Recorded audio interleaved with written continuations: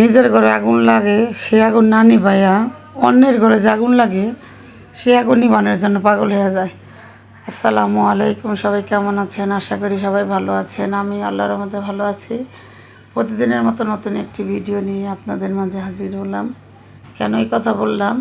এই পৃথিবীতে আপনার অনেক মানুষ আছে লাগানি আপনার একটা খারাপ কিছু করাই দিব, কিন্তু মিলাতে পারবো না। যদি আপনার ভালো কিছু করতে যায় সে হয়ে যায় খারাপ। যাই হোক, এটা আমি আর আমার মেয়ে আর আমার আম্মা গেছিলাম একটু হাটে।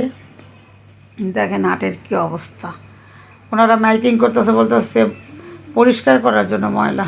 যাই হোক, এটা হচ্ছে পরের দিন সকালে। এখন নাস্তা বানানোর টাইম নাই, বাইরের থেকে নাস্তা কিনে নিয়ে আসছে আব্বা। আমি আমার মেয়ে খাবো। এই নাস্তাটা খেলে আমার ক্ষতি হইব। তারপর তেল ছাড়া পরোটা আনছে, একটা পরোটা খেয়ে খেলে জাস্ট ওষুধটা খাবো। আর এখানে আপনার সবজি আনছে, সবজিটা এতটা একটু খাবো না, অল্প একটু নিব।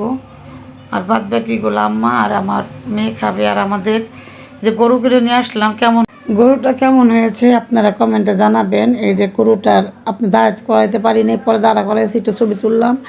আর এখানে দেখেন কি সুন্দর কবুতরের ঝাঁক, মাশাআল্লাহ। কবুতরগুলো কি সুন্দর খাইতেছে। এই কবুতরগুলা যখন আপনার বাচ্চা দেয় তখন সবাই কিনে নিয়ে খায়। আর এখানে আমি আর আমার মেয়ে একটু বাজারে গেছিলাম একটু গরুর মাংস কেনার জন্য। আপনারা কে কী নামে চেনেন এই মাছটাকে কমেন্টে জানাবেন। এই মাছটা অনেকটা খেতে নাকি সুস্বাদু, কখনো খাইনি। এই আজকে মাছ আম্মা বাজার থেকে নিয়ে আসছিল, এখন মাছগুলা কাটতেছি। আর এই যে গরু মাংস সুন্দর করে ধুয়ে রাখলো।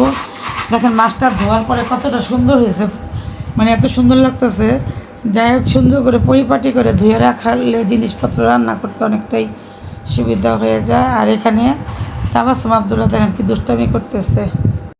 গরুর মাংসটা পেঁপে কার কার পছন্দ কমেন্টে জানাবেন। প্রথমে মাংসগুলো ভালো করে কষিয়ে আগে থেকে ধুয়ে রাখা পেঁপেগুলো সুন্দর করে দিয়ে দিলাম। আর পেঁপে দিয়ে গরুর মাংস রান্না করলে এমনও ভালো লাগে। এখন ভালো করে কষিয়ে সুন্দর করে যত আর কি এটা কষাবেন ততই ভালো লাগে। এখন ঝোলের পানি দিয়ে দিবে।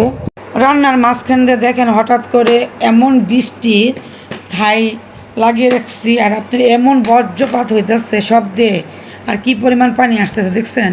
কোন কোন জেলায় এভাবে বৃষ্টি হয়েছে কমেন্টে জানাবেন। আর আমাদের বৃষ্টি হইলে অনেক বৃষ্টি আসলে ঘরের ভিতরে পানি এসে যায়, তখন আপনার ঘরের থায়ের নিচেতে কাপড় দিতে হয়। যাই হোক, আবার কারেন্টও চলে যায় অনেক সময়। এখানে আম্মা কারেন্টে চলে রান্না করতেছে, এখানে মাছ বোনা করতেছে টমেটো দিয়ে। তো আজকে দুপুরে কী কী রান্না করলাম সম্পূর্ণ একটু একটু করে আপনাদের সাথে ভিডিও নিলাম। যাই হোক, এখানে পুঁই শাকও ভাজি করে নিতেছে। তো আজকের ভিডিওটা এখানে শেষ করব। সবাই ভালো থাকবেন, সুস্থ থাকবেন, ভিডিওটির পাশে থাকবেন, লাইক কমেন্ট শেয়ার করবেন। আসসালামু আলাইকুম।